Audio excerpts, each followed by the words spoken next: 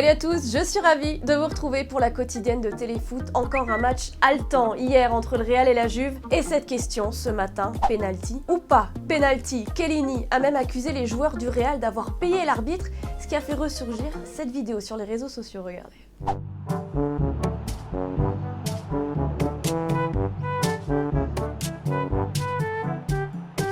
En tout cas, ça fait la une des journaux, un vol pour le Corriere dello Sport et même le vol du siècle selon Sport, qui est pro-Barça, on vous le rappelle. Pour Marca, pas de doute, il y avait bien penalty. En tout cas, cette décision à la 93e minute de la rencontre a déclenché la colère noire de Gianluigi Buffon, expulsé pour la première fois de sa carrière en 117 matchs de Ligue des Champions. Et quand Gigi n'est pas content, il le fait savoir. Lui con quelle due scelte finali ha dimostrato veramente di essere un killer, di essere un animale, perché solo uno che ha un bidone dell'immondizia al posto del cuore può decidere e può prendere due scelte simili. Et malgré cette défaite 3-1, la première défaite à domicile en Ligue des Champions depuis 3 ans, le Real Madrid se qualifie pour les demi-finales de la compétition pour la 8e année d'affilée. C'est un record. Ronaldo, qui a exulté comme à son habitude, mais qui a aussi eu ce geste très classe envers Buffon juste après le match. Dopo che ha visto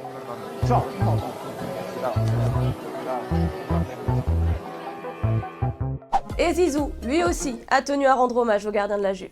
Bien sûr qu'il ne méritait pas ça du tout. Donc c'est ce que je lui ai dit parce que je l'ai vu après à la fin du match et pour lui dire que c'était un joueur énorme. C'est dommage de terminer en fait en tous les cas de cette façon la Champions League. Zidane qui a aussi affirmé hier que sur l'ensemble des 2 matchs, la qualification du Real était méritée. C'est notre question du jour. Êtes-vous d'accord avec l'entraîneur français? Le Real mérite-t-il de passer en demi? On attend vos réponses dans les commentaires. Et pendant ce temps, le Bayern Munich et Séville ont fait match nul 0-0. Ce sont donc les Allemands qui se qualifient pour la demi. Arturo Vidal, blessé, assisté au match en tribune. Enfin, lui aussi a gardé un œil sur ce qui se passait en Espagne. Et l'ancien de la Juve a moyennement apprécié la fin de match et le penalty de Ronaldo. D'autant que le Real et le Bayern peuvent désormais se croiser dans la suite de la compétition. Et qu'on se souvient que l'année dernière, ce sont les Espagnols qui avaient éliminé les Bavarois. Et hier, Thomas vous demandait si Liverpool pouvait aller jusqu'au bout cette année. Pour toi, Memento Mori, le Real semble désormais destiné à remporter sa 3e Ligue des Champions d'affilée. Tu ne vois pas Liverpool les en empêcher. Mais Mohamed, pour toi, tout dépend désormais de la suite du parcours contre le Bayern. Eh bien, Liverpool, tu les sens bien. On verra si l'avenir me donne raison, nous dis-tu. On verra déjà dès demain les affiches des demi-finales. Le tirage au sort aura lieu à 13h. On vous en reparlera évidemment dans la quotidienne. C'est la mi-temps dans la quotidienne, 87e minute de la finale de la Copa MX et un but somptueux de Santiago Garcia, un but qu'il aurait préféré ne jamais marquer.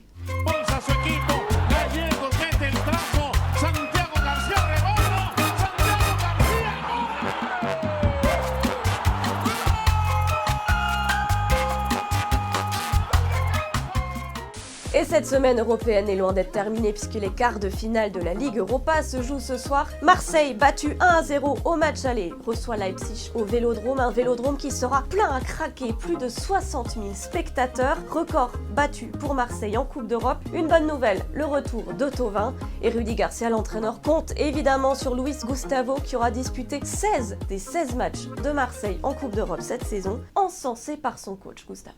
C'est un joueur d'abord extrêmement intelligent et puis il a des qualités techniques, des qualités tactiques et aussi des qualités physiques bien au-dessus de la moyenne. C'est un joueur complet.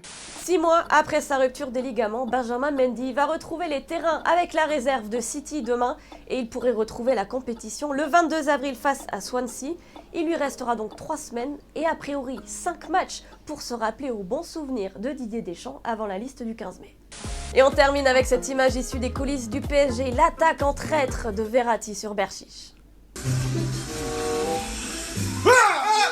Hey, no. C'est la fin de la quotidienne, un immense merci de nous avoir suivis. N'hésitez pas à liker, à commenter ou à partager l'émission du jour. On se retrouve évidemment demain. J'espère que d'ici là, j'aurai récupéré ma voix. Et on se quitte en images et en musique. Ciao ciao, à très vite.